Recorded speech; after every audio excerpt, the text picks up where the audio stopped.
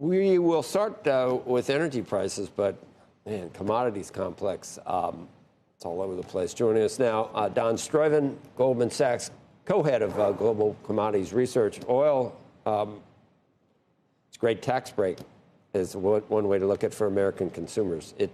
Gas is cheap based on where oil is right now. How are the producers doing? Yeah, so U.S. production, despite the lower prices, continues to surprise to the upside. If you look at the latest U.S. monthly petroleum statistics, U.S. liquid supply is up 1.3 million barrels per day, with about half of that coming from crude, the other half coming from natural gas liquids. We do pencil in our forecast that lower oil prices will lead to a slowdown in U.S. shale production, but so far that's more a forecast than a fact. And whatever's happening, and even in the Middle East or South America, or Venezuela, it hasn't affected. There's been no firm bid above the high 50s. Yes, I think the story of this year is that we have been in a very strong supply growth environment, not only because of the U.S., but also Brazil, Guyana, core OPEC countries like Saudi Arabia bringing barrels back. And as a result, you have been in an oversupplied market, and the trend has been downwards. But whenever we sort of hit the lower end of that range, very often geopolitical shocks push up oil prices higher temporarily until the market refocuses on the fundamentals. Would you call 58 a sweet spot? Can everyone win there, the American consumer and the producers? Or, as you say, there will be some shut-in eventually? Yeah, it's definitely a very attractive price for the U.S. consumer. We think the current oil price level is a pretty attractive oil price level for the U.S. economy as a whole.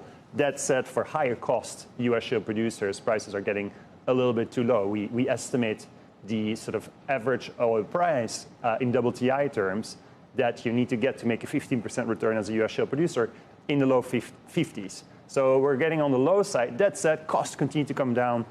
Technologies continue to improve. How about the metals? Metals have performed incredibly well. Taking a step back. Supply demand? No, Fed cuts. So I would point to two factors. Fed cuts tend to support metals prices significantly more than energy prices. Why? Is that just a debasement trade? What is that? It's a momentum or psychology? Why? Yeah, so I think energy is more of a spot asset. You really price the short-term supply and demand fundamentals. Metals are more forward-looking. It has a longer duration. And so, if rates come down, the net present value of a long-duration assets tends to rise more because you support demand.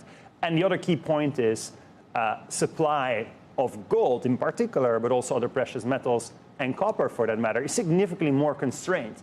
It takes years to build a new mine, whether it's in gold or copper. And I think gold is the extreme example where the vast majority of supply has already been mined. Annual gold production from mines is only 1% of the total stock out there. So if you combine upward pressure on demand, in this case from central banks, buying gold, plus Fed cuts, and more constrained supply, you get this divergence where the metals do very well and where energy is more dominated by micro fundamentals and for that matter, pretty strong supply growth. It's just hard. Gold and copper, I guess they're both mined, but other than that, the comparisons seem to stop there. Yet copper is participating along with silver. Silver and gold, you think are the same, but yeah, I think silver and copper have one common bullish driver, which is the possibility of potential U.S. tariffs, which is leading to metal being shipped outside of the London market where prices are set into the U.S. ahead of a potential price increase. As a result,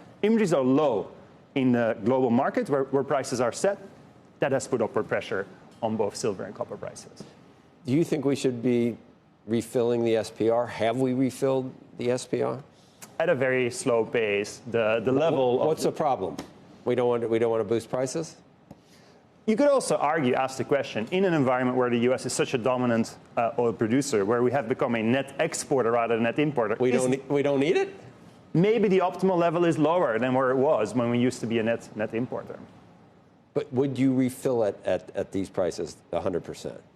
Do we need it? We do think that prices in 25 and 26 will be below their long-term fair value. So from that perspective, it's a good long-term buy.